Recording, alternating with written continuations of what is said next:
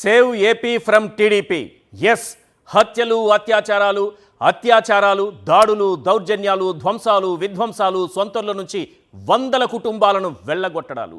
చంద్రబాబు 51 రోజుల పాలనలో జరిగిన దారుణ మారణకాండ ఇది.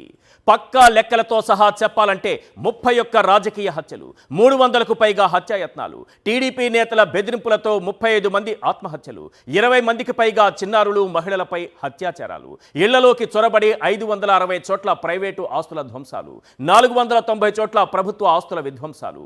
ఇవన్నీ 51 రోజుల్లోనే జరిగాయి. అయినా కళ్ళు లేని కూటమి ప్రభుత్వంలో చలనం లేదు. ఎందుకంటే ఈ విధ్వంసం సృష్టికర్త టీడీపీనే కాబట్టి. అందుకే ఈ అరాచకాలను, అకృత్యాలను జాతీయ స్థాయిలో అందరి దృష్టికి తెచ్చేందుకు ఢిల్లీ వేదికగా వైఎస్ జగన్ ధర్నా చేయబోతున్నారు. నారాసుర పాలనలో జరుగుతున్న మారణ హోమాన్ని దేశ ప్రజలందరికీ తెలియజేయబోతున్నారు. రాష్ట్రంలో అరాచక విధ్వంసకాండపై సమర శంఖం పూరించబోతున్నారు. టీడీపీ కూటమి దాడులు కళ్లకు కట్టినట్లు వివరించేలా ఢిల్లీలో ఫోటో ఎగ్జిబిషన్ కూడా ఏర్పాటు చేశారు.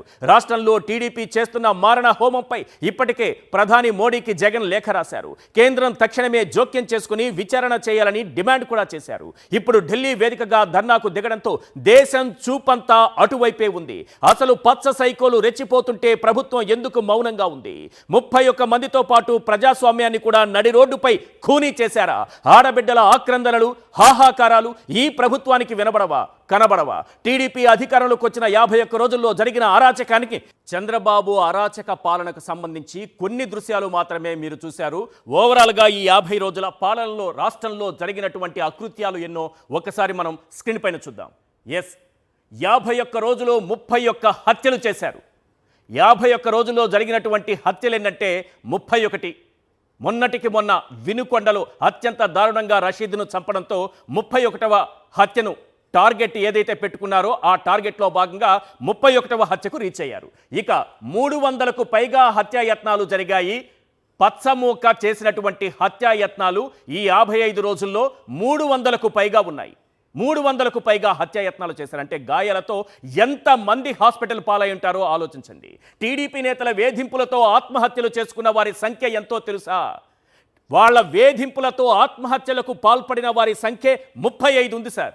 35 మంది ఆత్మహత్యకు పాల్పడ్డారంటే ఏ రకంగా వీరి వేధింపులు ఉన్నాయో మనం అర్థం చేసుకోవచ్చు.